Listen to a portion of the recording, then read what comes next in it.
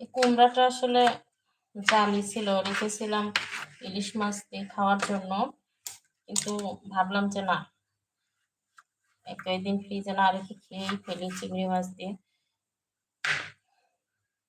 চিংড়ি মাছ এমনি রান্না করলে বেশি পছন্দ করে, এখন কুমড়া দিতেছি কি যে বলবে সেটাও ভাবতেছি।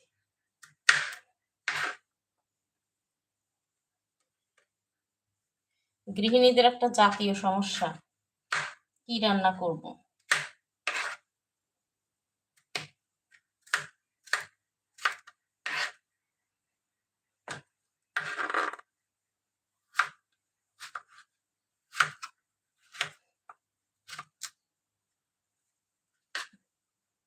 রান্নার জিজ্ঞেস করলে কিছু বলে না, কি খাবে সেটা বলে না, যা মন চায় তাই করো।